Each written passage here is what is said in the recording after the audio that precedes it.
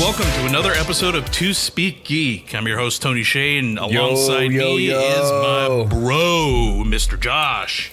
What's up, Tony? How you doing, man? Hello to folks in France, Josh. Dude, France, y'all love us, man, apparently, and I love you guys so much. Thank you for all of our international overseas listeners, man. I mean, you know, we're small time, and it's just glad to see that people are listening and enjoying us, man. So welcome. Thank you. I don't know any French, but if I did, I would say something in French for you. But thank you. Here, I'll do that part. Don't worry. Merci. Okay, good. There you go. Merci beaucoup. That's it. I don't know what that means, but I'll take it. Speaking of French, you remember that Friends episode when Joey was trying to learn French? Dude, I do. He was like le poupou. Dude, so my only thing with my thing with French that I'll never forget is I learned from a Dexter laboratory episode where he's trying to learn French and he puts this thing on his head and it's a record, but it keeps skipping. So the only thing he knows in French is omelette du fromage, and that's all he can say because he slept with this thing on his head. So whenever I think of French, I just think of Dexter going omelette du fromage, and that's all I know. Did you just French. say laboratory? Yeah, Dexter's laboratory. Laboratory. I mean, you could say laboratory, but I always thought our Dexter's lab, but I always called it laboratory because I felt a little cooler.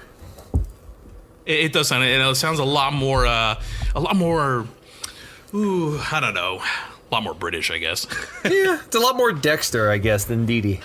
Yeah. Hey, so let's get started. We got the Justice League Snyder Cut trailer dropping this morning. I honestly didn't think it was going to drop this early, and I woke up, you sent me a text. I watched it twice already just to kind of, digest it and break it down and everything like that. And let's talk about it, because if it's one thing Zack Snyder... Zach. If it's one thing Zack Snyder does well... He overshares the shit out of his projects, doesn't he? I mean, yes. Everything from Vero posts to Twitter posts to quote-unquote leaks and everything.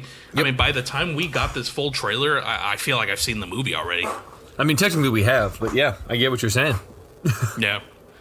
So what'd you think of it? I mean, I sent you a thing the other day where it showed the footage. I mean, the Whedon cut only used about a half hour of Snyder footage, and the rest of it was all reshot. And then the Snyder Cut is going to have that half-hour footage plus an additional, 3 hours of it? 3 hours and some change. That we've never seen, so... Right, I'm excited, dude. I'm stoked. It looks sick. It looks very much, very much like a Zack Snyder film, which is sick. Exactly. I like Zack Snyder films, and there's a reason why certain parts of, the OG Justice League look and feel great, and other parts look and feel like a cartoon.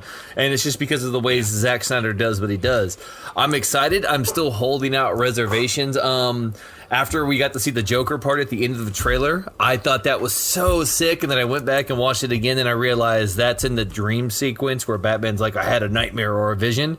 So, which leads me to believe that we're only going to get a small glimpse of Jared Leto in this movie, and it's going to be more of a, like the post-apocalyptic Gotham with Darkseid and everybody in there kind of doing their thing, and this is going to be him there because you saw he was in a white shirt, a police vest, he had classic makeup on, no face tattoos, which we knew. So it was the White Knight Joker basically from the comics. Yeah, basically. And I think that's going to be more that we're going to see with Zack Snyder's cut is more of that, because a lot of the new footage we saw in the trailer was that very orange, gritty, washed out look like we saw in the Nightmare scene. Yeah. So, I mean, I'm excited for it. I think once they announced a couple of weeks ago that Jared Leto was gonna, make an appearance as the Joker, I think the general consensus was it was just gonna be a quick thing, whether it was, in prison or something, or in the nightmare sequence. You mentioned to me this morning, you were like, it's I don't want to be overhyped or anything like that, and I think you're right in the sense that I think most of the new Snyder footage is going to be roughly the same thing we saw, just different angles.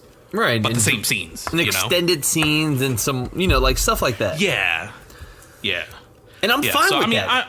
I'm not mad about that. I'll take it. I'm excited to see it edited together the correct way without using two filmmakers' different visions. So just that, I think, is going to make a big enough difference. But I'm not... after I watched it twice, I kind of had to bring myself down a little bit because I am so excited to see this. I mean, the original Zack Snyder Justice League was what I kind of wanted.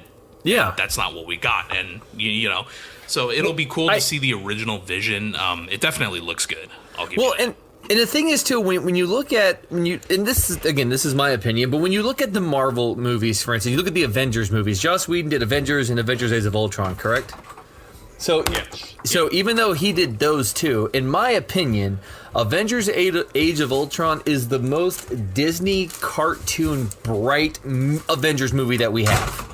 And I think that's like a Joss Whedon thing that he does. And that again, that's just my opinion, but I feel like when you look at these Joss Whedon things, they're like super overproduced, bright TV shows. Like Serenity, for instance, which I think is a great movie, or other stuff that he's done. But when you look at what Which is funny because Buffy is so muted. Right, absolutely. But when you look at Zack Snyder, the way he does, he is very muted with his colors. You look at other movies that he's done where it's, the slow motion and the color effects, and it's very dark backgrounds with subdued colors. Yeah, it's like everything is through a sepia filter. Yeah, absolutely. So when you look at the two filmmakers who tried to put together this movie with Justice League, you get this hodgepodge of kind of shit that doesn't really make any sense.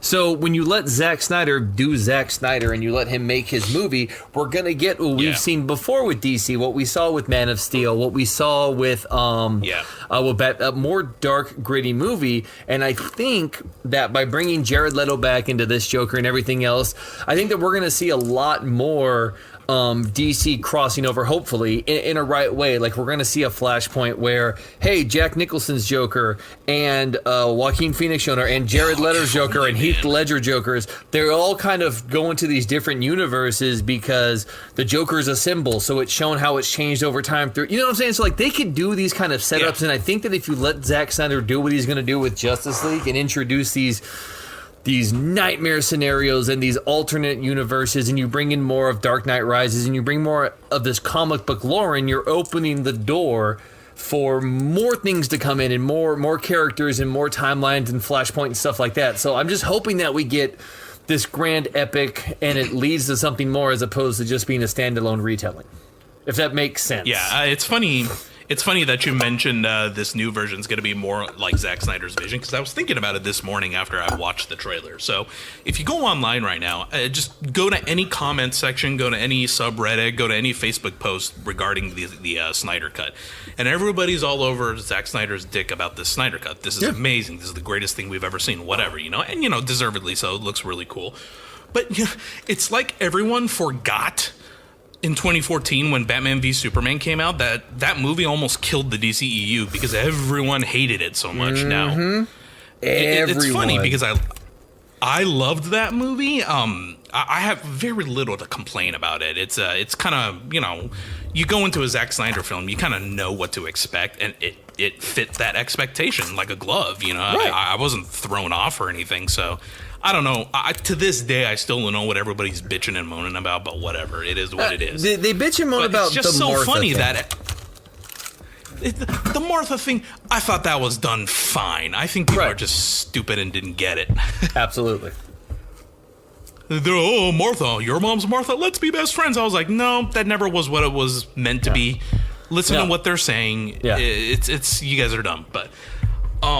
So it's funny now that everybody's like, ooh, Zack Snyder suck. And, not that long ago, they were like, fuck Zack Snyder. He's ruining DC. A Batman that kills? Fuck him. Oh, my God. Even though he explained very well why they have a Batman that kills. Absolutely, and people got so upset, but it's frustrating, dude, because these are the same people who love seeing 300 where feet were flying across the screen in slow motion when their legs are getting cut off, and it's like, dude, have you guys not seen different Batman lore? You guys say you get tired of the same thing. Oh my God, we're just rebooting the same thing. So then you get Zack Snyder who has a vision, and everybody fucking hates it. Oh, this is stupid. Why would he do that? What about this? Well, then you get someone, oh my God, I can't think of his name now, but Superman Returns with Brandon Routh. You get something like that, which is a return to like a classic Superman, and everybody shit all over it. And it's like, you know what, man? You fanboys are never happy. Take the good, take the bad. It's funny that you It's funny that you brought up 300. I just bought that in 4K on iTunes the other night, and I remember going to see it in the theaters with my buddy Roland, and he had seen it first. Yeah. And I remember his selling point to me was, dude, we gotta go see this movie. When they hit each other and kill each other and the blood squirts on the screen, it's like Gears of War. I was like Gears of War? Oh my God, we gotta go see this. Yep. It's a good movie. I remember being so mind blown when I saw that movie. Right, and it's clearly not a great whatever movie. It's a movie you put on with your friends, or a movie that you just have a good time with and you watch, and you just want some fucking action because it's badass and it's shot well done, and it's the way it's supposed to look. It's a dark graphic novel that's a story that's been written, and that's how it translates to the screen, and I thought it looked fine. He's made shit movies, don't get me wrong. There's a lot of stuff that he's made that is garbage. I gotta go back again to Sucker Punch. Yeah, you know that it's just a porn for him. Yeah, so but I mean, I'm excited for it, man. I think the trailer was cool. I think that we're going to be in for a pleasant surprise. I think it's going to be a good 3.5-4 hour ride. So yeah, man, I just don't like the IMAX ratio. The IMAX ratio just doesn't work on a TV. I mean, even if you have an 85-inch or whatever, I just don't think. I get it. I understand why it was shot in IMAX. I mean, it would look great on an IMAX screen, but I mean, no one's seeing it on an IMAX screen. Right. You're seeing it on either their 50 or 60 or 70 inch. So, I mean, but, you know, they did that with the Batman movies with Nolan. And on the screen, dude, it does. When it switched back and forth, yeah. Yeah, and you know what? It kind of works. And if you notice, WandaVision does that as well. Yeah, I think I'm just looking at the IMAX ratio and I'm thinking to myself, okay, when I watch a movie that's shot in the 2:3:9 ratio and it has the black bars on the top and bottom, I've seen enough of that to be used to it and it doesn't bother me. Yeah. But when the bars are on the side, that sticks out like a sore thumb. Yeah, you're right. Okay, I will give you that. It does. I think that's the only reason why I'm like poo-pooing it, just because I'm not used to having the bars on the side. Yeah, that's true. Well, I guess we'll just have to wait and see how it looks. I mean, yeah, it is what it is. I mean, it's not like I'm not going to watch it because of that. So, yeah, I'll still enjoy it. So it'll be fine. So, hey, this next thing on your list where you wrote Uncle Ben, Peter B. Parker theory. I want to hear this. Yeah, okay, so here's what I was thinking about, right? This was like a WandaVision theory and this whole, like, going into the multiverse and Spider-Man and everything else. So, Wanda's going... This will lead us into WandaVision and everything else. So you got what's going on with WandaVision, and we won't do our spoilers till we get to WandaVision. But then I started thinking, when you look at what's happened with the characters who have showed up, what better way from different universes, per se, what better way to start this whole Multitude of Madness verse coming up, or not the Multitude of Madness, but this whole Spider-Verse coming up with what we know in the casting call. Now, we have Tobey Maguire, who we've seen go in and out of places to get a suit fitted. We got the photos of that. We got Tom Holland, who is saying that Andrew Garfield and Peter Parker and Tobey Maguire are not showing up in this movie unless they're keeping it a secret from him. Tom Holland also spills the beans on fucking everything every single time I tell him something. So I'm 92% sure they're not going to tell him anything. But I started thinking, what would be a good way to bring Tobey Maguire back into Spider-Man 3 coming up without having him in the movie or having Tobey Maguire try to lose weight or get into the spider suit? You bring him in to Westview, New Jersey, which is not that far from New York, and you have him be Peter B. Parker in this WandaVerse vision that we have going on, who's just somebody that's in the neighborhood. He doesn't know how he got there. He's just there. And then you can also bring in Emma Stone and have her play a character, like, you know, whatever the fuck you need to do. But if you bring him in as the Peter B. Parker, when WandaVision goes off and everybody kind of gets their stuff back, this will lead us into Spider-Man 3, where Tobey Maguire can make his way from Westview, New Jersey to New York. And then he can be the one who's helping Tom Holland go through all of this. So let's just say that Peter Parker shows up at an attorney's office because he's really confused, and all of a sudden people are saying that Peter Parker's Spider-Man and he's Peter Parker, but he's not Spider-Man. And all of a sudden, Tom Holland is there inside the office with Charlie Cox. And then you have this older Peter B. Parker who's trying to teach and take under his wing this younger Peter Parker. And then you've given yourself this whole multiverse. And then when you start opening up all these verses with like we've been seeing that's supposed to be coming in, you could bring in Andrew Garfield as the Spider-Man, and then you have all three Spider-Mans, and you give Tobey Maguire a limited role as opposed to trying to make, you know what I'm saying? So you kind of get your money's worth out of all these cameos. And it's just something that I was thinking of the other day, and I was like, man, that would actually be pretty sick if they did that. It would be so weird to have a Peter B. Parker on the screen and not have Jack Johnson's voice. It would, but who else could play it? He solidified that role and became iconic just for the way he played it. And it's, I mean, I like Tobey fine. I mean, he's still the Spider-Man to me because he was my first live-action Spidey, as he was for pretty much everyone.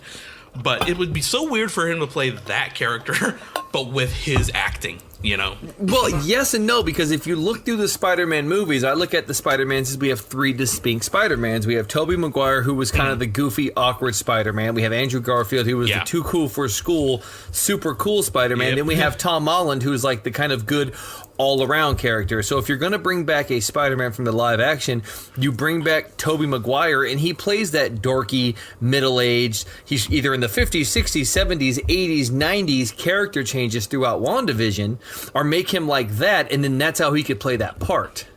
Because Tobey Maguire as Peter Parker. Peter Parker in Pleasantville. Yes, thank you. Yes, because Tobey Maguire is really good at that goofy, awkward, whatever stuff, because he did that really well in Spider-Man 2 with the pizzas and all that kind of stuff. And, like, that's a strong suit of Tobey Maguire. Not him in the spider suit, because he very rarely did that. So use your strong suits with him, and I think that would be a good way to introduce all these different Spider-Men into the Spider-Verse. Yeah. And I think that you could do that with if they're even doing it. I don't know if you saw the interviews they did with Tom Holland recently, where he was like, "Oh, no, I haven't seen Tobey and Andrew Garfield. If they're there, I haven't seen them." And I'm just like, dude, you are lying. Right? Tom Holland fucking spoils everything. He spoiled the end of Avengers Endgame and Infinity War. He's a fucking So they're not, and even if they are there, they're not going to tell him. But I'm saying though, you could start dropping these hints, because those are the hints that we've seen. With WandaVision, and we'll just jump into WandaVision. My next one I just put on there for me, so don't even worry about that one. That was just a note. I kind of want to hear this though. Because, okay, yeah. Because when you say police story, I assume you mean the old Jackie Chan. I assume you mean the old Hong Kong Jackie Chan movies. Absolutely, which I grew up on. So absolutely. I was watching. Let's go straight that into WandaVision. Yeah. So we'll talk about that one later. That's one between you and me. We'll talk about that one later. I'm gonna get into WandaVision.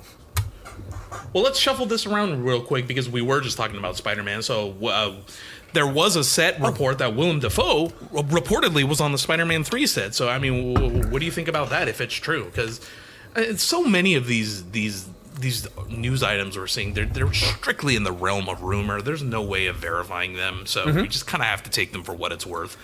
So I remember just a couple weeks ago, I was like, well, they got to fucking bring back Willem Dafoe, because you just have to. So what do you think of this? I think that this right here just leads more into my theory that we're going to end up getting, Peter Parker and Tobey Maguire and Andrew Garfield, because again, you're going to have this Spider-Man, Tom Holland, who doesn't know how to battle these people. So what is the best way to do it than bring in the previous Spider-Man who have already beat them and learn from them and have them teach you? I think that Willem Dafoe was greatly cast. I think the original mask they were going to use with the Green Goblin, the one that like moved and had all the facial expressions and like the test that we saw for it, was sick, and I think that would have worked out better. But man, I love better Willem than the Dafoe. Power Ranger suit. Absolutely. But dude, I fucking love Willem Dafoe. So you think he is going to play Green Goblin, or do you think he is going to be Norman Osborn? Because I have this weird suspicion. I have nothing to back this up, but I have this weird suspicion that Alfred Molina, Jamie Foxx, Willem Dafoe, all these people that are coming back, I have this weird suspicion that they're going to play like not who they were. So Willem Dafoe's not going to be Norman Osborn. He's going to be like, I don't know, like some other universe's Harry or something. Well, and Alfred Molina's going to be like a good guy Otto Octavius. I feel like it's going to go like that. Well, yeah. Well, that's where I'm saying we're going to get the different multiverses of them. That's why you have your Peter B. Parker. That's where that kind of where that is spinning into for me. So yeah, I think that we're going to get them as different multiverses and different versions of them, but they're still going to end up being what they are, because we still have Jake Gyllenhaal as Mysterio, who can be, you know what I mean? Who we haven't even talked about coming back in Spider-Man, because he's not dead. You can't say he's dead. Mysterio knows what he's doing. You know what I mean? So we also aren't talking about Daredevil, who's Charlie Cox, who's supposed to be inside of this. We also J. Jonah Jameson, who came back. We you know what I mean? So we're getting all of these open things that are happening, and we're getting all of these callbacks to Sam Raimi and to Tobey Maguire and to Andrew Garfield and to what started it all. Because if you think about it, Tobey Maguire's Spider-Man was... Yeah, it's got to be deliberate. Right, it has to be, because there's no way they're going to take Otto Octavius, Alfred Molina from Spider-Man 2, who was, in my opinion, the best villain that we've had in the Spider-Man movies. Like, you know, with the Raimi's, he was just so good. He was so good. And you're not going to make him do what he was, or you're going to bring in Willem Dafoe, who we know as Norman Osborn, and you're not going to make him what we know him just because, I just don't think they're going to do that. I think they will for a little bit, but I think we're definitely going to get that switch and that whole lineup, because we still have Woody Harrelson, who's coming in as Carnage in the Venom movie. We still have Tom Hardy, who was Venom. We have the Sinister Stick. We still have Michael Keaton, who was Vulture. So we still have all of these people. Scorpion. Right, and Scorpion. So we still have all of these people and these characters that are sitting there just waiting. So we've lined up the Sinister Six, and you don't want to recast the Sinister Six. Bring them in with who you got now. Bring in the character, start yourself off, and then what better way? What does Spider-Man need help with? Oh, he's got to get his other Spider friends to help him out. Yeah, I love all this mystery surrounding this and WandaVision, and not so much the next Doctor Strange movie, because we haven't heard so much of it, or too much of it, but I love not knowing.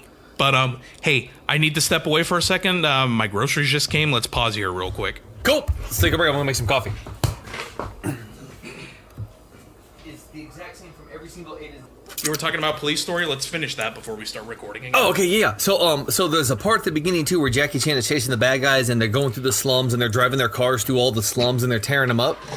Yeah. That's the exact same scene from Bad Boys 2 where they're chasing the guys through the fucking slums, and they go down the hill through the Colombian slums and just blow up all the fucking houses. And I'm just like, there's the action scene where Jackie Chan is he's high. I forgot what it was, but there was another scene too that I saw that was something that was in another Stallone movie, and I can't remember what it was, but all this in the first 30 minutes, and I started thinking like, dude, Jackie Chan and these Chinese action films and these movies do not get the credit that they deserve, and it's just kind of like the American way of stealing other people's ideas and then making them our own and acting like we're the best. And if you look at it, Jackie Chan is probably one of the greatest, not just like Chinese, just one of the greatest action mind stars, choreographers of all time, and just doesn't get the respect that he deserves in America because he was a comedic actor in Rush Hour. Americans take one look at the silly Asian guy and dismiss it, you know? Right, and they just know him like, never touch on the black man's radio. And it's like, no, man, he's fucking Police Story, dude. Just look at Inception. I love Inception. Nolan's my favorite screenwriter, director, and I fucking love Inception, but that was a complete ripoff of an anime film called Paprika. Yes, it was. Yes, it was. You know, so I mean, and it's not like Nolan gave Paprika any credit or saying, you know, this was inspired by Paprika. He just passed it off as his own idea. Dude, you know what? And people who have seen Paprika are like, wait a minute, what? We should add this on the podcast. This is actually a good topic. All right, let's just leave it in. Why not? Yeah. I mean, I wasn't near the microphone for half of it because I was in the kitchen, but that's okay. Neither was I, but I can easily edit around all that. But it's just crazy to think about how, like, you know, Jackie Chan just doesn't get the credit. And Police Story, if you have ever seen Tango and Cash, Bad Boys 2, Die Hard, anything in between, watch Police Story first and see where it came from, man. Jackie Chan was he was so well done, and dude was in great shape, and he was humble in all of in what he did. Like, even when you hear Jackie Chan speak, he was just humble. Like, he was just, hey man, I'm just here to have a good time and make movies for people. And you go back and watch destroy his own body. Right. Like in Rumble in the Bronx, when he ran and jumped on the boat, he broke his ankle. And he shows you in the deleted scenes how he broke his ankle. And then he keeps filming with the cast on with just a sock that looks like the shoe over his foot. And it's just, dude, the stuff that he did was insane. And go back and look at what Jackie Chan did in Legend of Drunken Master, the original and the remake of it. Look at Police Story. Look at Rumble in the Bronx. Look at like any of his, like, you know, just good movies. And what he did, he shits on every single American action star other than Tom Cruise. And I'll stand by that because Tom Cruise is the only person who puts in the body of work. And dude, I have a whole new appreciation for Jackie Chan, and my respect just came back after watching these movies and seeing what he did, and just realizing how lucky and we are to grow up in a time where we can see fucking Bruce Lee and Jet Li and Tony Jaa and Jackie Chan and just these amazing action stars. You know, it's cool. It's really cool. Gotta appreciate it more. You remember how at the end of every Jackie Chan movie they would show the outtakes, like of him hurting himself and stuff? Yes. You remember the one in Rumble in the Bronx, because you reminded me of this. The one where he jumps through the shopping cart. Mm-hmm. But remember the outtake where he gets stuck? Yes. Oh my God.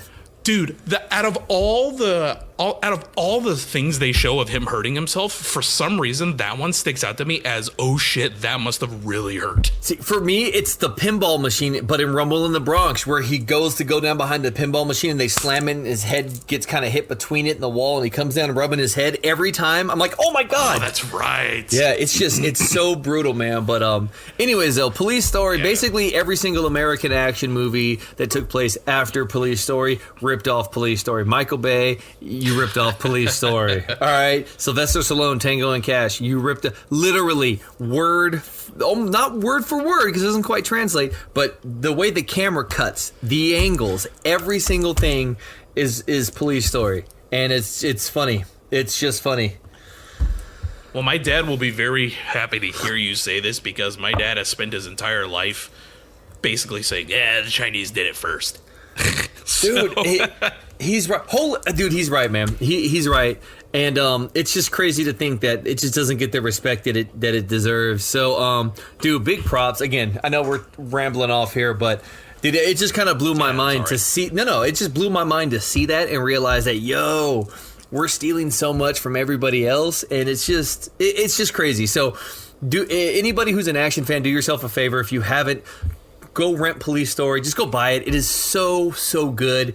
And when you watch it'll just give you a whole new respect for movies that you watch now. Because while Bad Boys 2 was great, Jackie Chan and them did it better in the 70s, man. So go check it out, because it was really well done. And I was again blown away, and just a whole new respect for that type of cinema that I felt like I was neglecting for so long. Hey, let's put some money down on a bet right now, okay? Remember that movie, that anime I sent you, Your Name? Yes. Okay, so I just read that apparently J.J. Abrams is in a very early pre-production of doing a live-action version of it. Of course he is. So, let's put some money down right now on whether or not they even mention the original anime, or if it just goes off as J.J. Abrams' most original work yet. I think that's probably what it's going to be. Yeah. So, because boy, there's a husky out front off leash, and my dog is, you can probably hear him right now. He's trying to start some shit through the window. Oh man, why is he doing that? Go close the window. Don't these people the know window's shut. He just sees the dog. Doesn't this dog know that we're trying to start a podcast empire? I know. It's funny, but the apartment complex sends out emails every week going, please, please, please leash your dogs. It's not safe, da-da-da-da-da. And every day all I see are dogs off leash and dog shit everywhere. Yeah, sounds about right, man.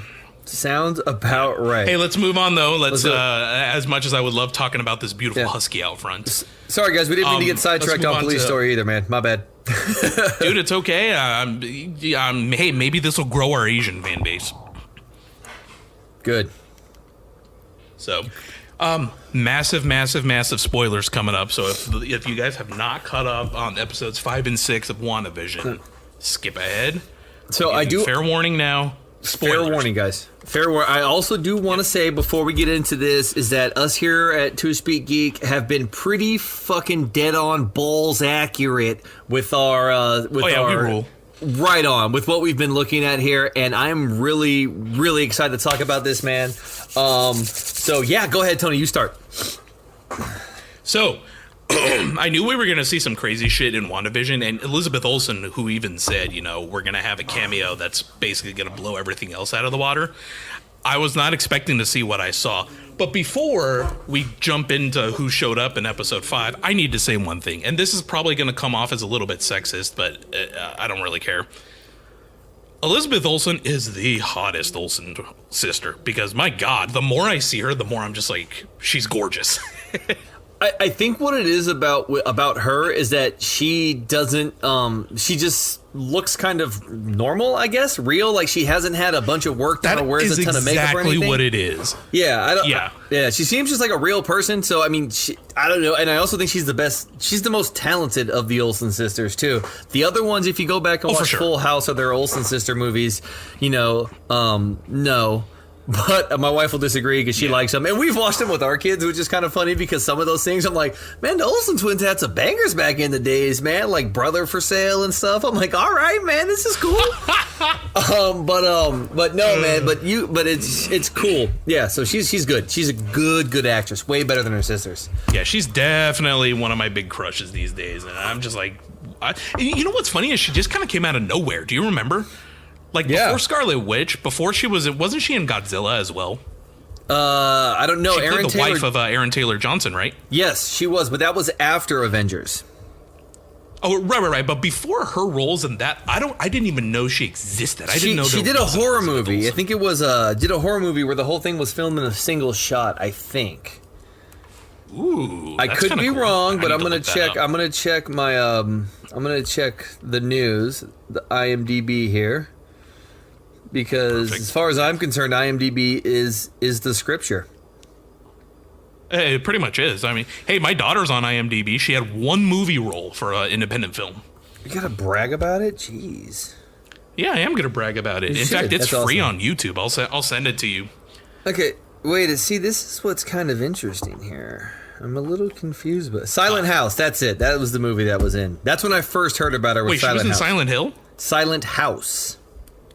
Oh, Silent House. I was like, she wasn't in Silent Hill. No, it was a horror movie, and apparently it was supposed to be shot in like one continuous take all the way through. So I never watched it. I'm not a big fan of new school horror movies, but she was in Captain America: The Winter Soldier, and then Godzilla, which were both in 2015, and then Age of Ultron, which was 2015. But I could have swore Godzilla was after them, but I think maybe we just knew they were cast as brother and sister in Age of Ultron, so that's what made it weird in Godzilla. Maybe, yeah.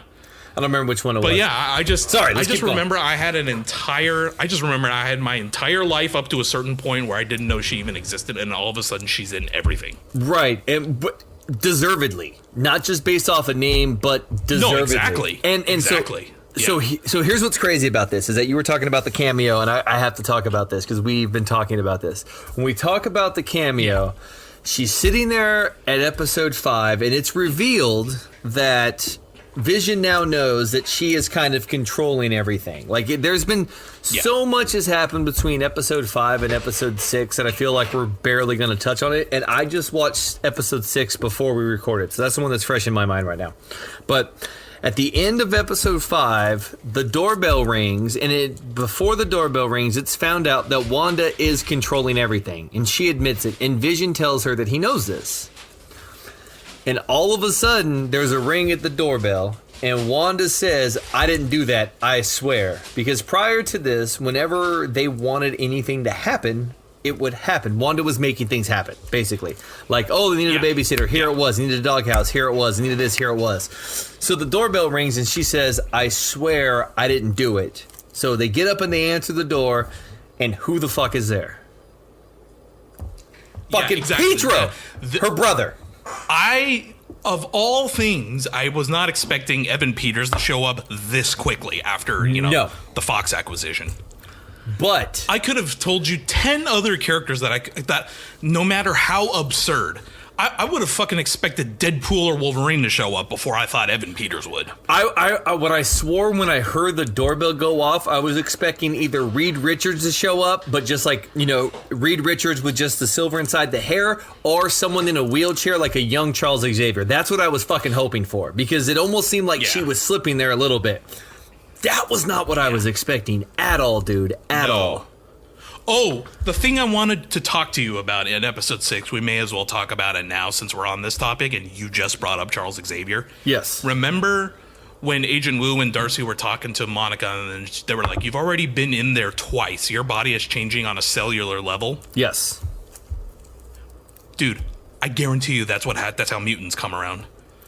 Absolutely. I guarantee you inside Westview right now, there is a fucking, maybe not Charles Xavier, but there is a fucking Scott Summers, there's a Jean Grey. There are people there that because of this shit that Scarlet Witch is pulling, they become mutated. Absolutely. I bet you that's how they bring them in. See. So, they're doing so well with this. Dude, okay, so here's what I'm thinking. The way they did that was so well because they show her cells on a molecular level, but she seemed to be really okay with it, if that makes sense. Yeah. Wait, but before we continue, are you familiar with Monica Rambeau in the comics? I know that she has a long history with, Danvers and Captain Marvel and stuff, but not so much. Like, I know the name. It keeps ringing a bell, but I don't know much of it, so I was hoping you could give me more.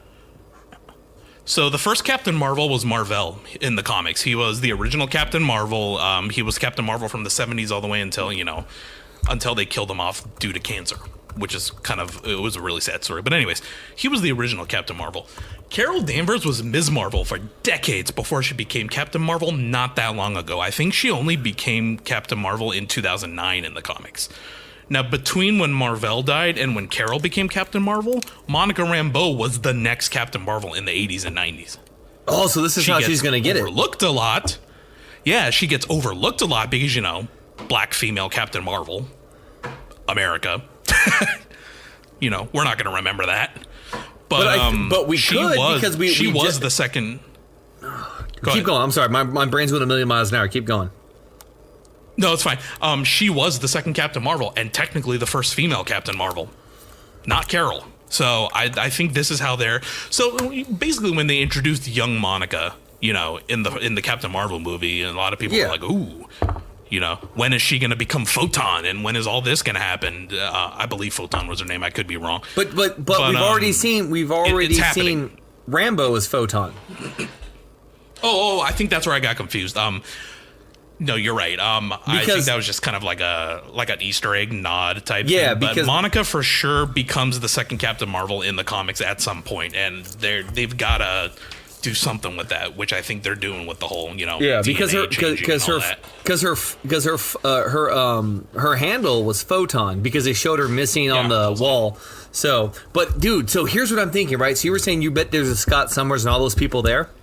So, at the end of episode 6, Wanda starts expanding out her area, and you start seeing everything changing, right? So, yes. Doing a little Google Map researching here, if you look at it, Charles Xavier's school is located, hang on now, it's located in Westchester County, New York, which is technically only like 30 miles from where Westview would be located in New Jersey. So what if she expands all this out and it overtakes Xavier's school? And this is how they bring him in. So you got a Scott Summers and everybody, but they've just been brainwashed under Wanda, and Charles is going to have to be the one to pull them out.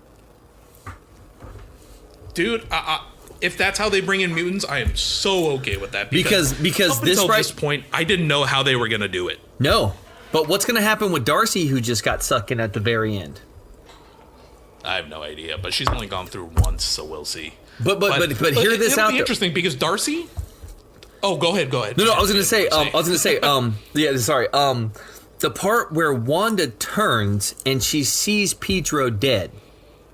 She sees Pietro dead with the same bullet holes as her brother, Aaron Taylor Johnson, in Age of Ultron. So it's not like she saw her older brother. Now, what's funny about that is that's why I wrote this on here, the kick-ass thing, is because they're sitting there and Evan Peters, they're talking about, where's your accent?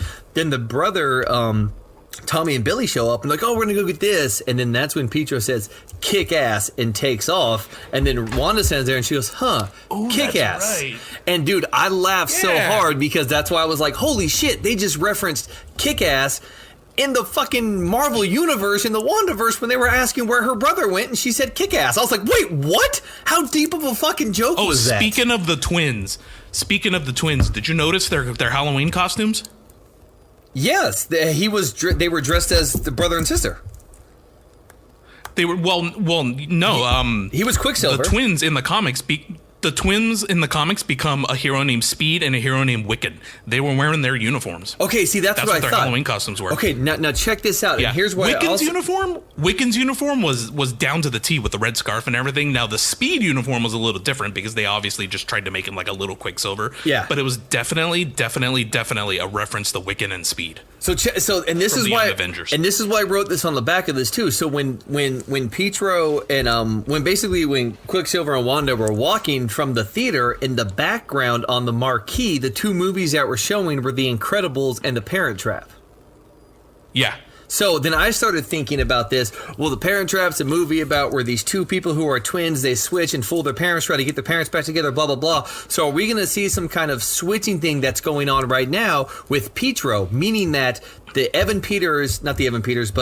Quicksilver that we're getting right now isn't the actual Quicksilver. They're doing a change like the Parent Trap, and then it's going to be revealed at the end because he has been asking her, how are you doing this? What are you doing? Like, he keeps trying to get information from her, not so much like her brother who's just hanging out. Even she was like, you're okay with this? And it's like, absolutely, I think this is awesome. So is that what they're leading to? Are we going to get a Parent Trap switch between, her brother from Age of Ultron and her brother now, and that's what's going to lead us into more of her mind control? Like, somebody has to be controlling her. Why would this person be here? And she's trying to test him about memories from the past to see if he's really there, and he's kind of remembering when he was like, oh, when we went trick-or-treating in Sokovia and dropped the fish in. She's like, I don't remember it that way. So it's almost like there's some kind of something battling in her head that's bringing him in, and that's where I still think that we're going to get that Xavier connection.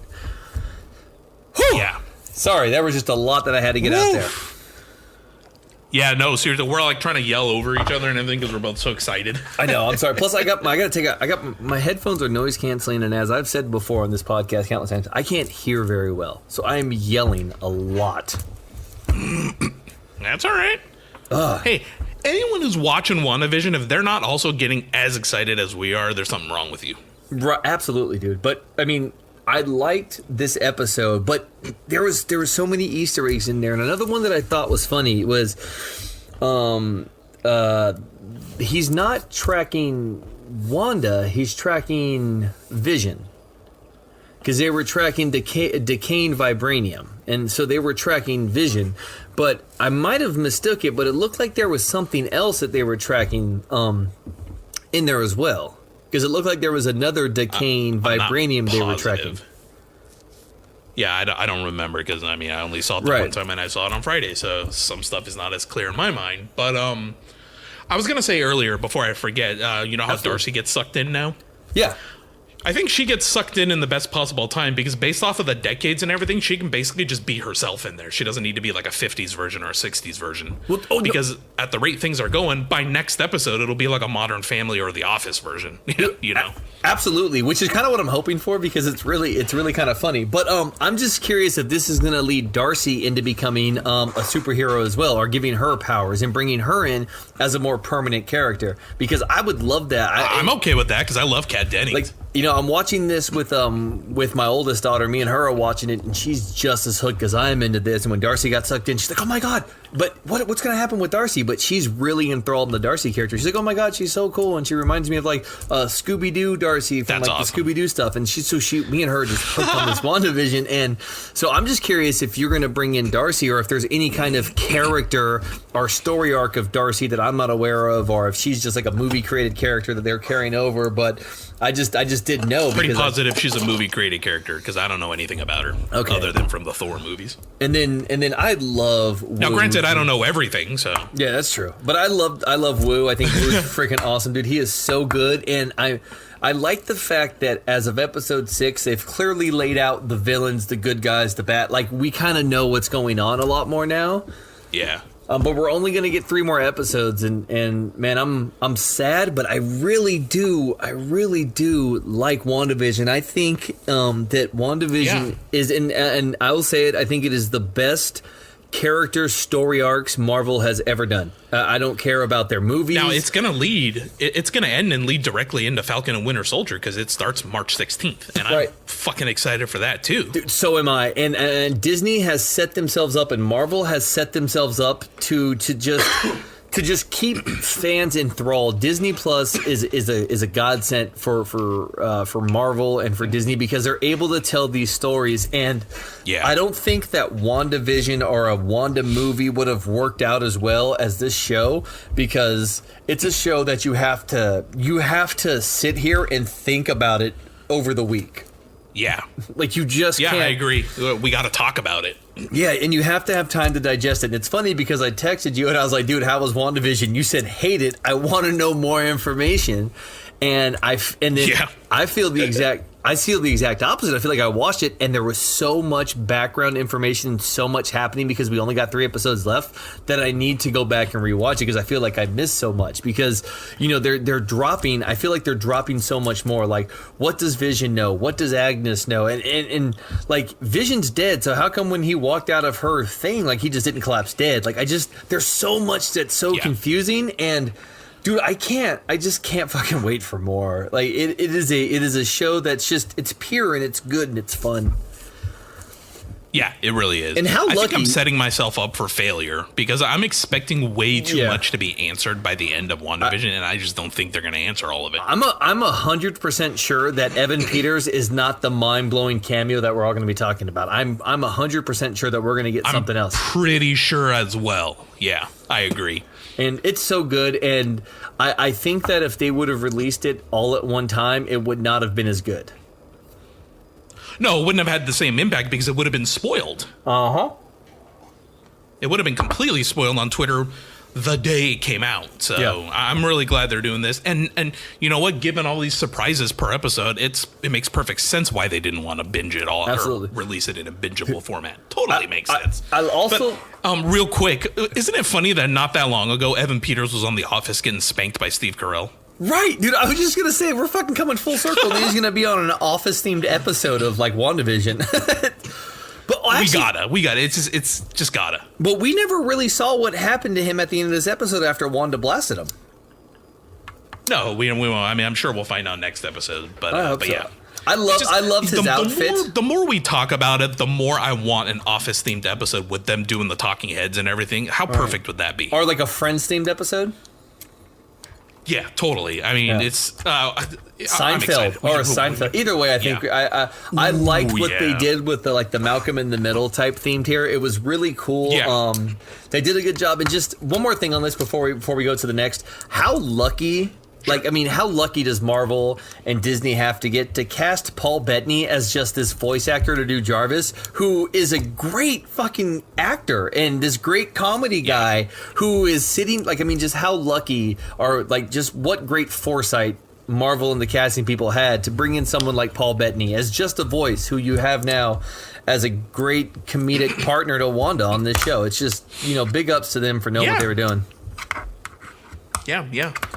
So, that was a lot. I mean, and you know what? It's going to continue into our next episode, too, because I'm sure we're going to get mind-fucked a variety of different ways in the next 3 episodes. I am still 90% sure that we're going to get X-Men and or Fantastic Four before this is all done. You know how I bet it happens? You remember how Monica was talking about some, engineer that she knows and all that? Yep. I'll bet you all it's going to end up being is by the end of the last episode, she's going to get a text on her phone, and it's just going to show new message from R. Richards.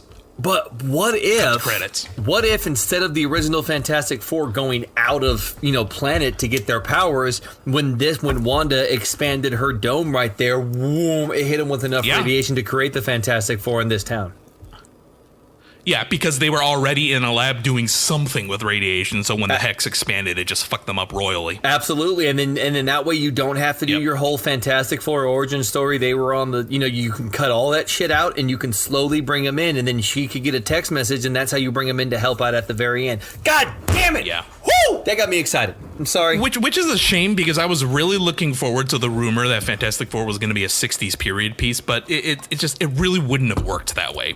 No, but you could bring them in right here and have it set on an episode where Wanda takes everything back, because when that bubble expanded, it also looked like there were different time zones. The cars looked like they were in the 80s, but the circus looked like it was in the 60s. And you're right. And there was a random hot air balloon. So it's kind of like, why would there be a hot air balloon in the 80s? So it just seemed like when it expanded out, everything went to different time zones. So yeah, you already got your set. And your time is all piece. fucked up, so they could easily have an entire career as the Fantastic Four within the confines of one episode. Absolutely, and that's something that when you would say it's set in the 60s, I was like, wait a second, because they had the used car lot where they had 4 tourists sitting there, but then a helicopter turned into a hot air balloon. And I'm like, wait, what? Why would that happen? Marvel, hey, if you need new writers, me and Josh are available. Absolutely, man. We work for tacos. Seriously, tacos. Just good tacos.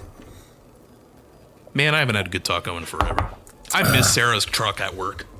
Man, I never ate there. What? Never, ever. Seriously? No, I'm lying to you, Tony, because I want to upset you. Food. Yes, I've never eaten there. I've gotten a soda from there, I think, one time.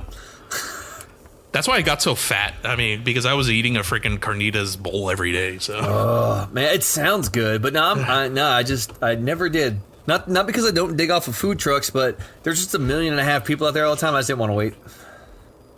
Yeah. All right, so let's move on. Yeah, I want to move into this next one because I have a few things that I want to say about another person who was related to Pedro Pascal, who deservedly got what she deserved.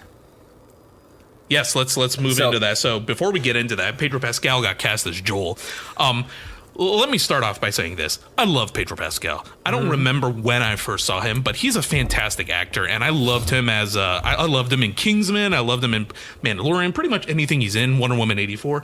I think he's one of the better actors out today. But at this point, he can't be in everything. No. You just can't fucking put him in everything. And as much as I would love to live in a universe where Pedro Pascal plays every role ever made, that would be fine.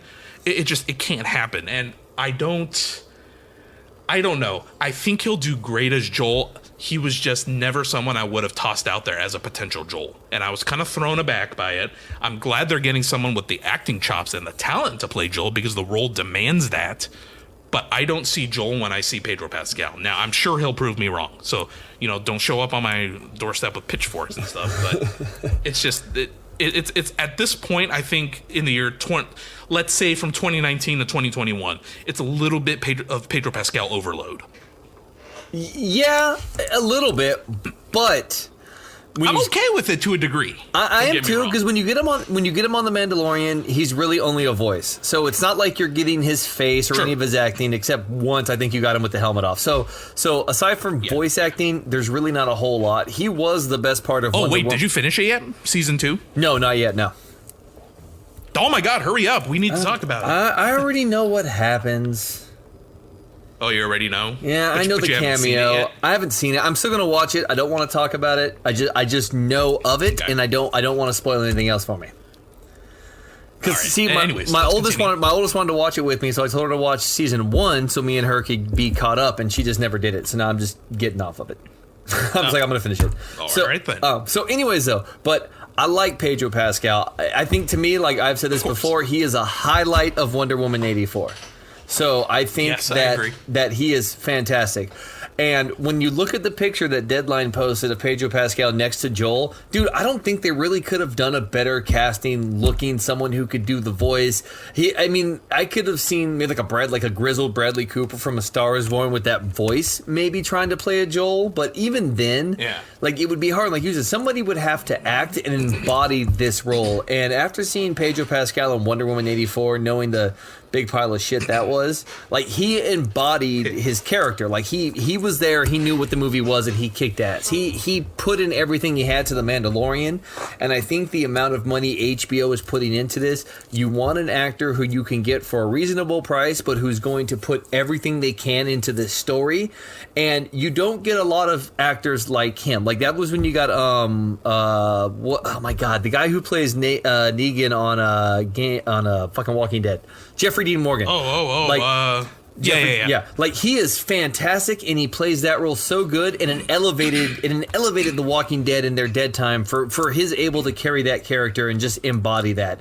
Yeah. And I think that's what we're going to get with Pedro Pascal. HBO wants this to be a series that they can run with and do really, really good with, and I think that they're going to be able to do it with Pedro Pascal. Look at Watchmen with Regina King and Jeremy Irons and oh my god, I draw names on it, but like this cast Don Johnson. Yes, like Don Johnson. Oh man, just a great cast of characters who were so good at what they did that it worked. So see, I'm with you. I love this. I'm excited for this. I haven't had enough Pedro Pascal, and I think that he's gonna fucking nail this, and I can't wait, man. I just really can't. A part of me just wishes they went with unknowns, because, I mean, if you look at Game of Thrones, I mean, we didn't know Emilia Clarke before, and we didn't know, half the people that were on that show, the guy that played Jaime Lannister, Yeah. And then they're now, for lack of a better phrase, they're now household names because of that show. I mean, I feel like we're recycling actors. We're turning into like, this is turning into British television, basically, where you have like the same 10 actors for everything. Yeah, but I mean, if it ain't broke, don't fix it. And I guess that's true, because like I said, I have nothing wrong with Pedro Pascal. I'm a big fan of his, so I mean, hey. And I will hold my reservations until I see it, only because I think that it's great that Pedro Pascal is doing this. I think it's bullshit that people are trying to cancel him and they're trying to compare him to dumbass Gina Carano and, you know, what she said and what he said. And I think that's stupid because, first of all, Pedro Pascal can act. Gina Carano can't. So let's just move past that. Second of all, she was a repeated offender with the shit that she was doing. He didn't do that. And she wasn't canceled for being a conservative. Yeah, she knew what she was doing. Yeah, she wasn't canceled for being a conservative. She was canceled for doing the same shit over and over and over and over again. She was a conservative when they hired her. They knew what they were getting. She just didn't know when to stop. So it's her own fucking fault. This victim playing is very tiring. Very tiring. And I don't want to get too deep into the politics of it, but my God, the fact that people are saying she's being canceled for being a conservative is complete and utter bullshit. Right. So we're not going to get political on it to say, like, fuck her, she gets what she deserves, man. You made your bed, now lay in it. It's not called being canceled, it's called consequences. And if people can't understand that, how about just don't be a shitbag? Like, it's not that hard. Like, let's just it occurred to me the other day. And I think I always knew this, and I know you always knew this too. But when this Gina Carano stuff came down and it became, you know, a big part of the news, it became very blisteringly clear to me that not too many people know what freedom of speech means. Right. Because way too many people think freedom of speech just means I can say what I want with zero consequences. I think too many people think that that's what it means. Right. And that is absolutely not true. And you're right. That's exactly what it is. I mean, you have the right to say fire. You don't have the right to stand in a crowded room and say fire. There's a difference. And I mean, and it is what it is. You get your own. But I am excited for Pedro Pascal. I think this is going to be great. Dude is a good actor. He just seems like he embodies his role, like I said before. And I think that it's going to be really cool to have him come in. He's a good character actor. Right. I am also, though, same page, I'm hesitant because they haven't really done anything with video games to show that there's a reason to do this. I thought The Last of Us 1, and I'm almost done with The Last of Us 2, has told such a great story that I don't need to see a live action version of it. I just don't, because that's the thing. They'll probably just retell it, and it would be great. Because you have to think of it this way: Last of Us 1 was such a big selling game for gamers, for PlayStation. But you're still talking about the remainder of people who don't ever touch a game console, who don't know this story, who are now going to know it. Dude, absolutely, and that's where it's like I'm hesitant as a gamer because I like that story and I love that, so I know what it is. But it's also like somebody who's a Harry Potter fan who loves the books and doesn't want to see the movies because they know that they're going to get ruined.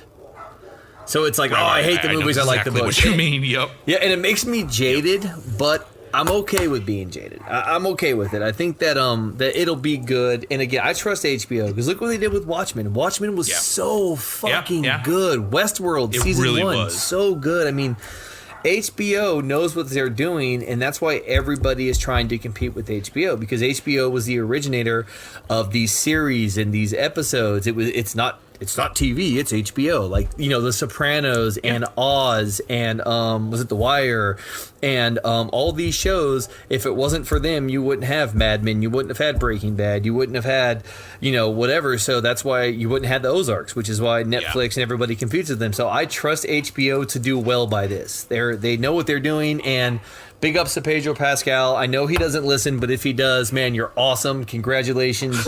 You've earned it, brother. And, you know, best of luck to you. And if anybody out there in France... So how do you feel about Ellie? Let me know. How do you feel about Ellie? The casting for Ellie. Well, I forget her name, and I apologize for that. What was her name? Bella Ramsey? Is that who it is? Yeah, I think so. Or was that her character on Game of Thrones? Let me see. I think that might have been her character on Game of Thrones. Shit, my bad. No. It was Bella Ramsey. That's her name? That's the actress's name. Okay. Because there are Ramseys on Game of Thrones, so I got confused. Yeah. Her name is Bella Ramsey. So how do you feel about that? She's good. I think that she's really good. Because she was a badass on Game of Thrones. So, like, I didn't watch a lot of Game of Thrones. I only got into, like, season 4 or 5. You know, there's just a lot going on with it. But dude, I really liked it, and Ellie is hard to cast because Ellie I felt was based off of I can't think, Ethan Page, no longer Ellen Page, Elliot Page, right? Elliot, I'm sorry. Yeah. Elliot Page. So that's how I always felt the character kind of looked like and was based off of. And you can tell they tweaked the way she looked. They say it was coincidental. Right. That's what Naughty Dog says up to this day. Yeah. And you could tell they changed her look a little bit in the remastered and when they went to The Last of Us 2. And dude, totally cool with it. I think this is a good casting choice. Again, you want somebody who knows how to act and can be in those situations of sheer terror, be a fucking badass, be a child and be able to have an emotional, vulnerable breakdown moment, but then also be able to load up a rifle and blow a clicker in the head from 30 yards away. And with her experience on Game of Thrones and being up there with Pedro Pascal, who clearly has the acting chops to carry a scene and to help his people around him. I mean, Gina Carano was only good because Pedro Pascal knew how to carry a fucking scene. I mean, I mean, so I think that it's great casting. I think they're going to play well together. I think that they can just play it good. So I'm excited. If you stopped around season 4 or 5, I don't think you ever got to any of Bella Ramsey's scenes, but I don't think she showed up till season like 8 or 9, if I recall. I mean, correct me if I'm wrong, but good. She ended up being the leader of one of the houses, and just picture this like 8-year-old foul-mouthed girl leading an army. Yeah, see, that's perfect, Exactly. And see, that's the experience that she'll get from the Game of Thrones that will carry into this, where she has to lead, the Fireflies and the Resistance eventually, or you know what I'm saying. And so I think that's going to be fucking great. Plus, they cast somebody who's young enough to go on for seasons. Yeah, and relatively unknown, like I was just saying. Right. So, and exactly, you bring it in with Pedro Pascal, you put the icing on the cake with her, and you just got yourself another Emmy-nominated show. And I think that's where, and I think that's what HBO does. They set themselves apart. HBO isn't in this to put out 62 shows a year and get you to subscribe. They're here to win awards, so you come back for more and more, and they're going to do it again. Yeah. Their streaming service. I'm just so thankful we live in a world where you. Yeah. I'm just so thankful we live in a world where you can pay $15 a month to get HBO now, because I remember that was a really expensive cable add-on back in the day. Yeah, it was like $19.99 to add it on, or just to watch HBO, or no, $24.99, something like that. It was ridiculous. It was more, yeah, it was way more, because I remember back whenever I was setting up my cable, way back in the day, they were all like, "Well, do you want to add the HBO package?" And I was like, "Can't afford it, dude." Yeah, dude, exactly. Not every month. Yeah, cannot afford it. Thank you, but no thank you. Yep. That's why, I would always I will add NFL Red Zone instead for $5. Dude, exactly, dude. I would always sit there, too, wait for the HBO free weekends and try to binge whatever we could, which is why it took me 4 years to watch Westworld. Yeah. I was like, I ain't fucking paying for this. Yep. So, yeah, man, I forgot what I was going to say. But anyways, let's move on to some gaming news now. Yeah. Now, we all knew this was coming. They basically never confirmed it, but confirmed it, So we now got official confirmation, and this was from 2 weeks ago, that the Mass Effect remaster, which is called the Mass Effect Legendary Edition, will be dropping on May 14th. Now, it will not be a quote next-gen game. It will not be a Series X PS5 game. It will be, it'll just be a remaster version that's essentially a backwards compatible game. So you're not going to get, 120 hertz and ray tracing and all that. But my God, did you see the comparison screenshots from the originals to now? Yeah, it's so good. It's like a new game, dude. And they're redoing the Mako controls from Mass Effect 1. I mean, I can't wait to fucking play through these 3 games again, because Mass Effect 2 is still my favorite game of all time. Really? Yeah, you asked me, hey, Tony, name your greatest game of all time. No hesitation, Mass Effect 2, followed closely by Super Mario Brothers 3. Really? Yep. That's impressive. Those are the games I can play always without hesitation, so I can't wait to see it. I didn't get, like I said, the remastered looks great. I didn't play a ton of Mass Effect, so I did, but I didn't get into it like that. So I'm really excited for it because again, it looks great, and I'm hyped for it because this is the kind of stuff that I like playing. These are my kind of games. Yeah. And you know what's silly is remember the thing where they were like, "Oh, we took out all the gratuitous butt shots of Miranda." Yeah. You remember reading about that? Yep. Now, if you had a game from like, I don't know, the 2000s or the 90s, and it was ridiculous with the boob shots and the butt shots, and you know, it's now 2021, you're like, yeah, we don't really do that anymore, so you take it out. I'm fine with that.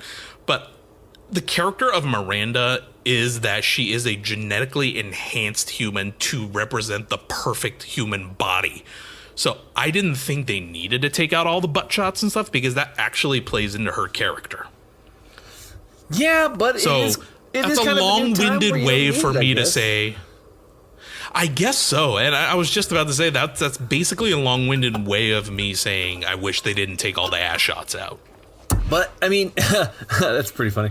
You should get a petition. Hashtag bring the ass.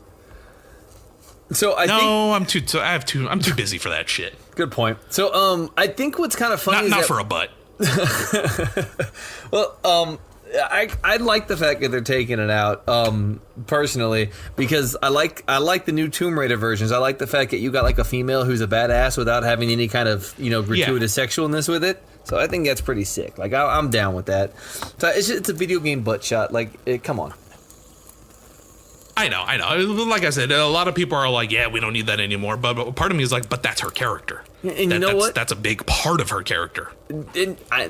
Dude, there are some people who don't like toppings on ice cream, so I think they're crazy. I think everybody likes what they like, man. I think they're nuts too. But dude, I agree with you, man. Like, if you're gonna put this stuff out, don't change the game just to try to change it to make more woke in 2021 or 2022. You put out the game, put out the game. Like, if you're gonna put out the original Tomb Raider from PlayStation 1 and have it remastered, you're gonna have to keep her in the short shorts and all that, and the big square boobs, because that's just what she was. Yeah. You can't go back and then rechange it. That's why they remastered and rebooted it with the Tomb Raiders you have now, where you're not getting that. But they're like little time capsules of what things did. Like when you look at Leisure Suit Larry or Bully or any of these kind of games that you had, or, you know, even sort of like Conker's Bad Fur Day and all that kind of stuff. You look at it, and you're just like, all right, man. Well, games have always had that kind of that stuff, and do it in their little time capsules where you're just like, oh shit, man, this is cool. When you think about it, they removed all that gratuitous stuff from fucking Mass Effect, yet in Cyberpunk 2077, you can make yourself a giant transgender person. Sorry, I didn't mean to say tranny, but like a giant transgender person, or you could have sex with a robot, and it's like, oh, okay, cool, it's whatever. But they're changing it for Mass Effect. It's like, kind of confused here.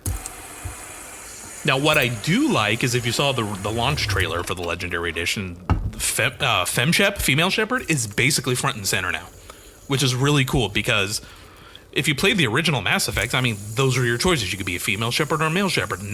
Neither one of them was this is the correct one. It's just they both are. Yeah, absolutely. But if you remember, all the media back in the day was all male Shepherd. So it's really cool that female Shepherd is now getting, you know, for lack of a better term, her day in the sun. Because guess what? Her character is just as important as male Shepherd. Absolutely, and that's like the point I would try to get. Like, you can't sit here and go back and change this stuff, because then you're kind of making it not okay, when things nowadays should just be, hey, it's normal, just do whatever you want to do. Like, it doesn't matter. Like, it should just be accepted, and it should just be just as normal as anything else. Which is a big reason why I like the show Schitt's Creek. Did you ever watch Schitt's Creek? It is on my list. I keep getting distracted with other shit. Dude, don't worry about it. I keep hearing such great shit about it, though. It's so good. And, like, the main character, David, like, when he wrote it, Dan Levy and his dad, Eugene Levy, they were like, there's no homophobia in the show at all. It's just a natural thing, and everybody should be treated the same. And I think that's a really cool aspect of the show. So I like that we're seeing that better representation inside of games. You know, I remember people being mind-blown that Samus was a girl, like in Metroid Prime. Be like, what? And it's like, wait a second. Like, who cares? Like, that's so cool. So, you know, anyways, my son just found that out. My son just found that out yesterday or the day before. Yeah. Because I don't have like an old GameCube or anything, so it's not like we ever played Metroid Prime or anything, and I don't play the old NES and SNES Metroid, so he doesn't know the character. But he's playing Smash Brothers the other day, and, you know, Samus, he was Samus for a while, and you know how she has her Zero Suit version where you can actually tell she's a girl? Yeah. He put two and two together. He's like, wait a minute, Samus is a girl? I was like, yeah. And then it occurred to me, I was like, oh, yeah, he doesn't know the character, and he never knew this. I guess if he was in the Armorer version, he just, you just never know. Wouldn't have known. And he goes, oh, Samus is a girl? I go, yeah, Samus is a girl. He goes, okay, and just continued to play as Samus. It didn't even faze him. Yeah, it doesn't matter. Yeah. Because women it's and cool girls to are see badass. him realize stuff like that. Absolutely, dude. That's what's cool. It's like when they realize it, and it's like, yeah, just enjoy it, have fun. Yeah. Hey, so let's move on. A piece of news I never thought I would see again. I know you're not a big football game fan, but this kind of came out of nowhere. Apparently, college football's coming back to EA. Now, in what capacity, I don't know, because the NCAA franchise kind of ended on a very unceremonious note. Yeah. And it just went away because, with all the student athletes and making money and all that crap. I don't know how it's coming back. I didn't even know it was allowed to come back. So, what your thoughts? Because I remember getting both every year and importing my draft class into Madden every year. And that was a lot of fun. I think that it all depends on what EA Games and what EA Sports is going to do with this game. If they're going to basically make it Madden with college, uniforms and stadiums and stuff, then you're just selling you're just selling everybody Madden. If you're making this where everybody's going to be able to play it and then import their rosters and kind of continue on from game to game, then it's smart because EA Sports is really doubling their money because they're going to have everybody by college and then give them 6 months and drop the NFL, drop Madden, and then do it that way. So that way everybody can play and import, and then you're just making fans, for life. But it's EA Sports. I have two questions for you. I have two questions for you. Two completely separate questions. Number one, do you think they're going to release this as an add-on to Madden? Like a $30 add-on? Maybe. Because I don't think in 2021 you can release college football in the summer and then release Madden in the fall, both for full price.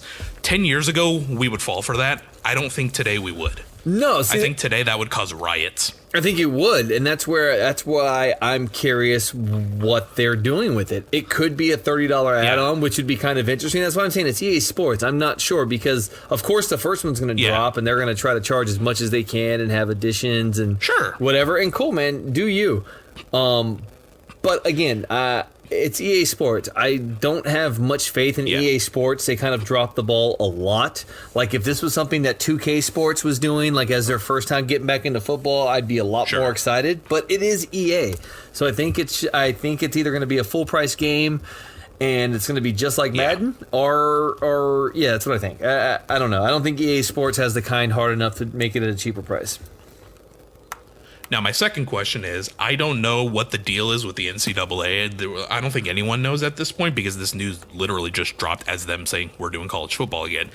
Do you think they're going to have the rights to use the universities as they are, or do you think it's going to be some bullshit like Cal University and, Nebraska State and all these made-up names that are like analogs of their real-world counterparts? Well, it does not anywhere say NCAA football. Exactly. That's what caught my eye too. It just says college football game returning to EA. Right. It does not say the NCAA franchise is coming back. No, it just says EA Sports college football. So I'm curious if it's just going to be college football and they're going to take a bunch of NFL players and drop them in there and just kind of convert it into college. Kind of like all pro football. Yeah, basically. But again, that's looking at it. There is no NCAA football. It just says college football is coming back, and it's like, okay, what does that mean? I would pay money. I would pay good money for a Legends of College football game. Yeah. I absolutely would. Where you could play as like Doug Flutie or even Ryan Leaf back in college before he fell on his face in the NFL. Yep. All these legendary college players. I would absolutely play that game. Jason White from Alabama. Back in the day. Yeah, absolutely.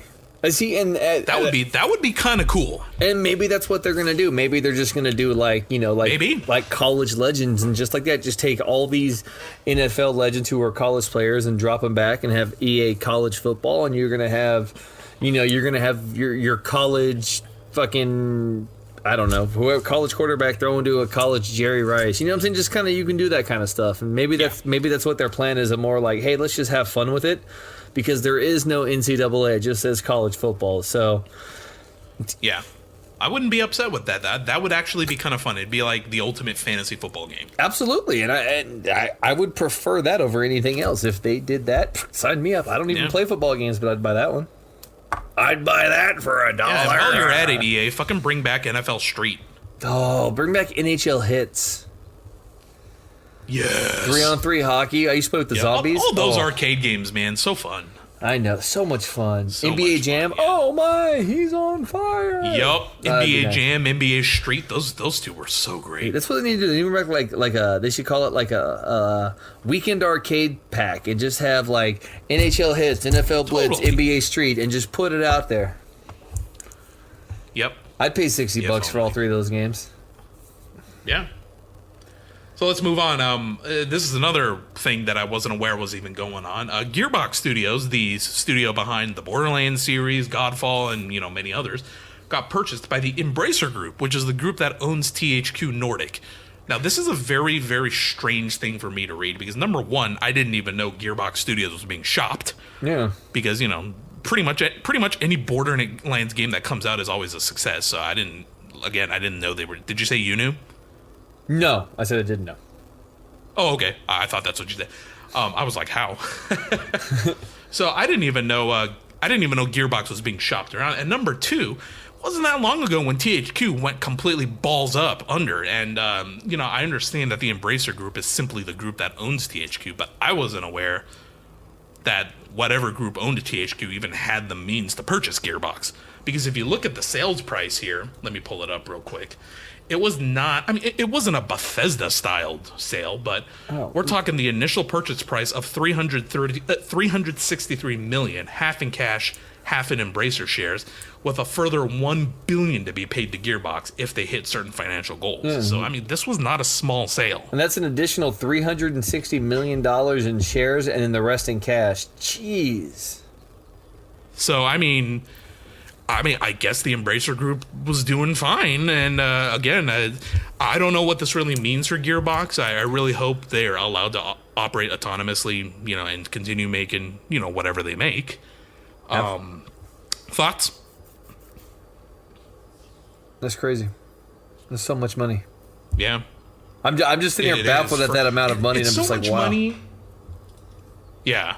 And this is in no way an insult to Gearbox, so please don't take it that way, people. But it's that much money for Gearbox? ? Not. Again, we're not talking about Bethesda. We're not talking about a studio like like LucasArts or EA or anything like that. Yeah. For Gearbox, it raises some questions. It does, but it also makes me think that this Borderlands franchise is extremely lucrative because that's money, man. Like, I don't know. It is, and they do looter shooters right. Yeah. So, good on them, dude. Good on them. Yeah. So while we're on the topic of looter shooters, Tom Clancy's The Division 2 got not a next-gen upgrade, but they got an unlocked backwards compatibility upgrade, we'll call it, where it now plays at a 4K 60 frames per second, which is so welcomed because I fucking hated that game in 30. I know we're all spoiled now bitching about 30 frames per second when that's all we played back in the day, last gen and before. But there are just certain games that were choppy as shit at even a locked 30. So I'm very happy to see The Division on 60 FPS. Now, you just bought it, and we tried to play together, but I got my ass stuck in the DLC in New York, so we can't play yet. How do you like the game so far? Dude, the game's dope. I get burnt out on shooters. Like, they're just kind of whatever for me. They all become the same and repetitive, and I'm not a big online playing person. But, dude, this Division is so much fun. It's got a great story. It's pretty creepy to see what's going on in the game and in the real world.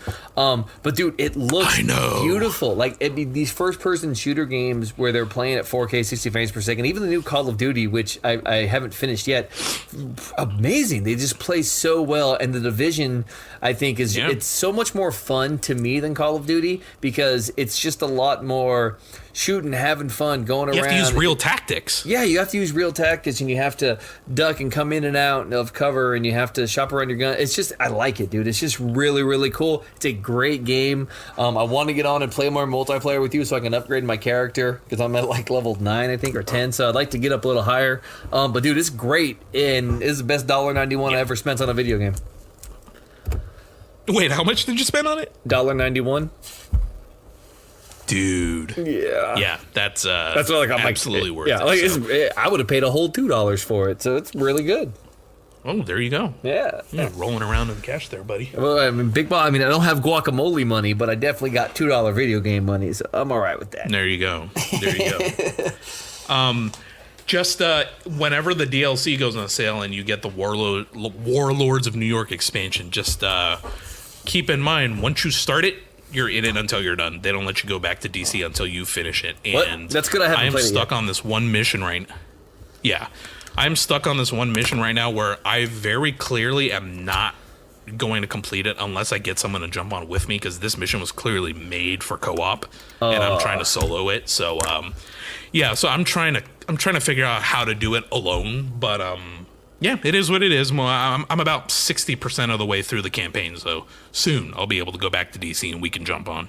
Very nice. So Control Ultimate Edition came out as a free PS Plus game, which thank God, because I almost bought the upgrade. Yeah. Control was one of my favorite games from 2019, and so cool to see the next gen version. What are your thoughts? Because you said you never played it. Never played it, never even heard of it, and I played it for a couple hours, and I think I texted you after the first hour, and I was like, I don't know how I slept on this game, but this game is fantastic. It's so much fun. Yeah, it's so good. The destructive elements of blowing everything up, the story with it, the character. I like how your lead protagonist is like a female. I just like everything about it is just really good. It's just a well done story, and I feel like such a mindfuck. Right, and I feel like me personally, I sleep on a lot of these like independent games like this or stuff that like I don't really hear about. I'm like, I don't want to pay for that. I don't know enough about it, which is a fault of me, and I really need to start doing more, because if you wouldn't have said anything about Control, I just would have completely glanced over it and not paid any attention to it in PlayStation and never even touched it. And I'm so glad that I did, because it's a complete mind fuck. It's different than other games that I've played, and it's just fucking fun. Just fucking fun, dude. Yeah, it was 2019's Game of the Year across a variety of different publications. But you're right, it's one of those games, kind of like when Journey won Game of the Year all those years ago. It's one of those games that, you know, people talk about. It's just like an Oscar-winning movie, you know, like Parasite. Not everyone saw it, but it was such a fucking good movie, you know, if you gave it the chance. Yeah. Which is why I'm so glad something like PS Now, PS Plus, and Game Pass exists, because this gives you the chance to try these games. Yeah. Without having to put, you know, $60 down. Absolutely. And it's so much fun, and it's so good. So I enjoy it. If anybody's on the fence or hesitant about getting it, pick it up, man. It's good. Good fun. Good fun. Yeah, it's free. There's no reason not to pick it up. Absolutely. Delete one of those games under the PlayStation Now subscription. Yeah, delete one of those games that you're never gonna play, that you know that you're just like, oh, I gotta have it, and fucking play this game. Yeah, absolutely. Now, this next piece of news is interesting, but also not surprising, because we're the last generation and this generation, it was basically the generation of remasters. Yep. You know, so obviously more is coming. I mean, we just talked about Mass Effect, but Activision Blizzard confirms that there are more remasters on the way, including, which is very exciting for me, a remaster of Diablo 2, which to this day is still my favorite Diablo, and I think a lot of people's favorite Diablo. Yeah. And I guess they're going to be remastering Warcraft 3 as well. Now, these are probably going to be PC releases, but, you know, given the success of, you know, like Tony Hawk's Pro Skater 1 and 2 and the Crash Bandicoot trilogy and all that. I mean, Spyro. Obviously, there's a pretty big market for all these games being redone the right way, and people will drop money on them. Absolutely. So, looks like Diablo 2 is coming back, and Warcraft 3 is coming back. I don't know. They remastered a bunch of old Modern Warfares too, so who knows? Maybe Call of Duty 1 will come back. Maybe, because it seems like they've got a pretty big, another strong premium Call of Duty game coming out in the fourth quarter of 2021. So, you know, I'm pretty excited to see what that's going to be. Again, I want something different. The Call of Duty stuff is cool, but it's kind of all the same. Give me something different. It's going to be a new Modern Warfare. Right. Like, take me back and do something cool. But, dude, I think this is great because, again, they're remasters, going back and redoing Crash Bandicoot or playing Spyro. Or even, dude, I love the Tony Hawk remasters. They're so good. And they just look so good. So, I like it, man. I will keep shelling out this money for these classic games that are done right, because when you go back and you look at the OG Tony Hawk 1 and 2, and then you look at what you get now, this is what Tony Hawk was made for, like, is for today's systems. Yeah. Especially if they're not going to be released at full price. I'm much more willing to spend $29.99 or $19.99 or whatever the case may be. Absolutely. Because Tony Hawk was what? 29, 24, something like that? Yeah, I think so. 29.99, I think. Yeah. Yeah, dude, easy. I'll do that all day. Yeah. I mean, for 2 full games, that's not something to sneeze at. No, absolutely not. Absolutely not, dude. And they're so well done and look good, and they got great soundtracks. Dude, so much nostalgia just in the fucking soundtracks. Yeah, dude, so well. So good, so good, so good. Our final piece of news, I think this is one of the most anticipated games between you and me. Yeah, about time. I'm sure a lot of people, but when they did the PlayStation Showcase and they showed all these trailers for upcoming games, I think you and I geeked out probably the hardest for Ratchet and Clank. So I'm very, very pleased to hear that it is coming out this year. It is getting a release date of June 11th. You can already go and pre-order it if you choose. And fucking A, June 11th. That's not that far. No, it's not that far at all. We're a couple months away, which is cool. It's going to be a big summer release. Especially in the COVID world. Dude, absolutely. And I think that this is going to be a big thing for PlayStation, because this is one of the true PlayStation exclusives. You said Destruction All-Stars, which to me doesn't count because I'm not playing it. But this right here... Which I already stopped playing, by the way. Yeah, there you go.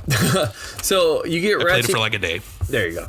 Well, you get Ratchet and Clank, which is PlayStation. Like, I mean, it's kind of what PlayStation is synonymous with, and so we're getting it. The fact that it's coming out June 11th, it is exciting. I cannot wait for this. It's going to show finally, I think, the true power of the PS5 with being able to rift apart and go between like live worlds, and they change instantly from what we've seen. So I think it's going to be fucking dope, dude. I cannot wait. Yeah, instantaneous full game world asset creation on the fly is insane to me. Absolutely. Like, and that's just it blows my mind. And like Medium, I think Medium has done this really good. Like playing Medium, I like how you're able to play two worlds at the same time, but it doesn't look as crisp or as nice as I would like it to. But it still looks really good, and it's able to do it. But the colors, the brightness, and the instantaneous that we're going to get with Ratchet and Clank is going to take Medium to on crack, is what I'm thinking from the colors and the aspects of it. Because Medium is good, but it's very dark and muted. Doesn't have to be too bright colors. But we're getting the exact opposite with Ratchet and Clank, so we got to see.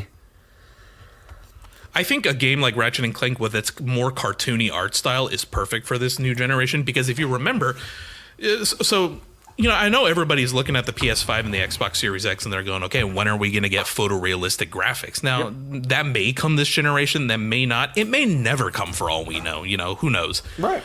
But games like Ratchet and Clank or Kena Bridge of Spirits that are coming up, I think those always kind of go under the radar in showing what a new console can do. Yeah. Because if you remember when the Xbox 360 launched, I was the most excited to get Perfect Dark Zero. Yep. But the game that ended up kind of showing me, ooh, this new HD console really looks good, the game that did that for me was Cameo. Yeah. Or Cameo, however the fuck you say that game. Right. You remember that game? Yeah, and I think that's what Kena's going to be. Yeah, that was the game where I'm like, man, everything just looks so good. Yeah. It was that game, not Perfect Dark. I mean, Perfect Dark looked fine too, but my point being, it always ends up either being a car game, because you could always do the really good graphics with cars, or it ends up being some like under the radar shit, like like Ratchet and Clank or Ori Will of the Wisp, which is fucking beautiful. Yeah. So I'm super excited for it. I'm glad it's coming in just a few months. It is for sure a day one purchase, if not a pre-order for me. So, dude, this is something that's been sitting in my head for like the past fucking hour, and I just have to ask you about it real quick before we wrap up here.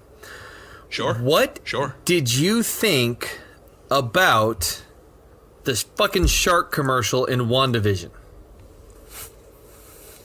Oh, yeah. Well, first of all, it brought back some memories, because I remember where every High C commercial was like that back in the day. You remember? And the Danimals and all that shit. Flavors like Slammin' Apple and Boppin' Berry and all that, and they would have all this shit like that, or Fruit Stripe Gum. I got to be completely honest with you. It's hard for me to remember what the commercial was all about, but it was kind of fucked up. So like the shark came out and he's like, yeah, here you go, little dude, and he threw the guy the yogurt, and the kid couldn't get it open, so the kid died on the island. It was like, oh, for the survivors. Yeah. And so I've just been thinking about that, because we didn't get a Hydra thing, we didn't get any of that stuff, nothing at all. So I was sitting there thinking, and I was like, wait a second, man. The shark called the guy, here you go, little dude. Evan Peters kept calling Billy and Tommy the entire time little dudes. Little dude. Right. Is there a way that the shark could be an algorithm? Sorry, like not an algorithm, like an allegory or a meaning that shark was Evan Peters. Like, kind of like a way to look at it. And Evan Peters is basically like, here you go, little dude, but he's not a good person. He's like, yeah, I'm going to give you enough, but you're still going to die. Like, is that a way to be like, don't trust this Evan Peters. Don't trust him.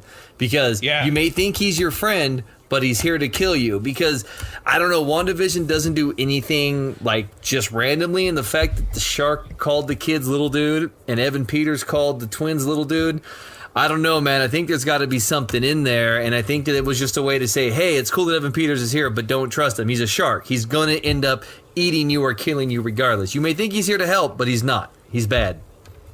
Yeah, because we don't know that this is the, right, Pietro from the X-Men movies. I mean, as far as we know, this is simply this is simply the same actor. Could very well be playing like Mephisto or something. Right. I was just sitting here right now. Playing it over in my head, and Mephisto. I don't know who that is. It doesn't matter. But like, I just went over my head, and I was like, dude, little dude. It's been sitting here in my head for like an hour, and I was like, man, that commercial was kind of fucked up. It's like, here you go, little dude. And I was like, wait a second. Was he calling him? And I was like, Mephisto is a character. Mephisto is a character I never want to see in the MCU because I'm still salty over what he did in the comics. Now, and then we'll talk about this. We'll talk about this real quick and then sign off. Yeah. So Peter Parker and Mary Jane have been married for decades and decades in the comics, right? Yeah.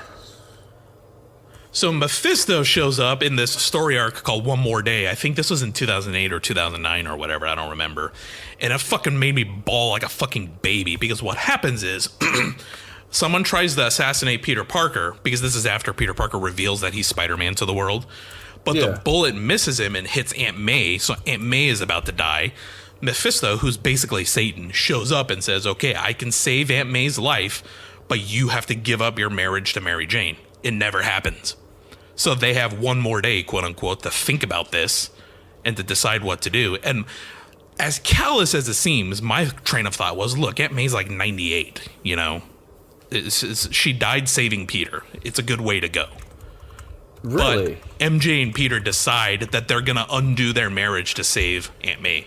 So Mephisto goes, okay, snaps his fingers, and Peter and MJ were never married. And that is how it fucking moved forward from then on. So from 2009, 2008, whenever that was, to now, they basically retconned it so Peter and MJ were never married.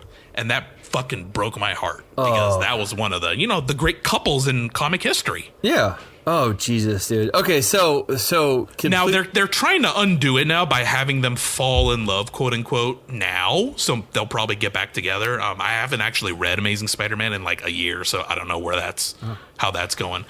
But that was such a bone of contention for comic fans because you just erased one of the best couples, one of the greatest, strongest relationships in all of comics over a stupid storyline.